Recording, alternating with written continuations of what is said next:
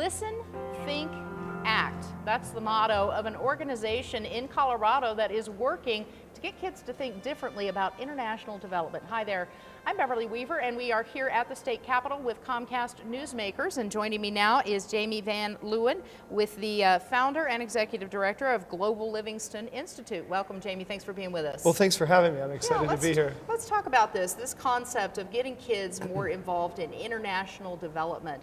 One, what does that mean, and how does that incorporate into what the Institute is doing? Sure. What we're really excited about is through the Bonfils Stanton Foundation, I had my own Livingston Fellowship in 2006, and one of my final parts of that journey was to go to Uganda and Rwanda and really look at what was happening on the international development front. And what I found is that when we go into communities as nonprofits and as volunteers, are we spending enough time really to get to know the community before we actually go and do something? That the action piece is so important, but if we don't listen and we don't think and we don't connect with our communities, are we really going to be able to impact change? And so the Global Livingston Institute came to be to really engage young people and community leaders to really start thinking differently about international development and approaching the way that we're doing things maybe in a different way. Yeah, when these students go over, Jamie, tell me what they're doing on the ground in the communities. What did you do? What was your experience? Sure, my experience, my first trip over there, I spent some time in the slums of Kampala. I went up to the north and I saw where the child soldiers were being rehabilitated and saw a jungle clinic.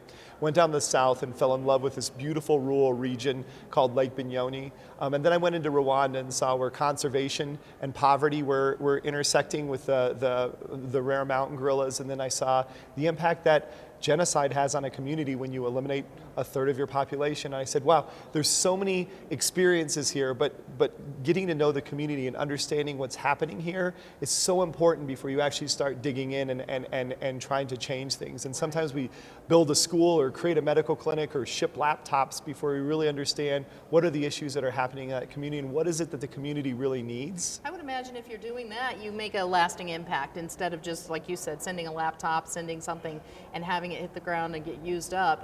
You make a lasting impact when maybe you teach somebody to use that laptop. Right. Well, we're looking for the smartest kids on the planet. We're partnering with the University of Colorado at Denver and really saying, how do we find young people who are really excited about international development? And I want them to think differently, and I want them to think big.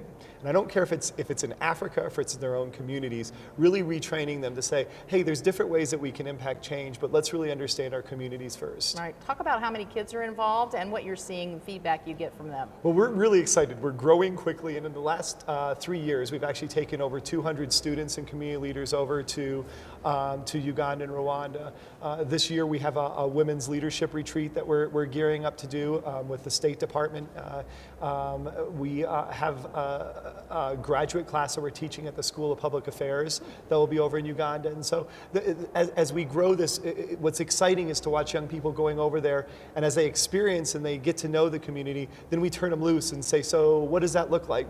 We had a young lady who went over there last year who kind of thought she was going to teach and wanted to be in a rural community, and what she ended up doing is saying, oh my gosh, there's a need for young people to have swim lessons in the Binyoni region because a lot of the kids don't know how to swim. Yeah. And so it's fun to see what happens when you turn them loose. Yeah. Where can people go for more information on the Institute? Global Livingston. GlobalLivingston.org. All right, Jamie Van Leeuwen, Global Livingston Institute, founder and executive director. Thanks so much for being with us. Thanks for having us here today.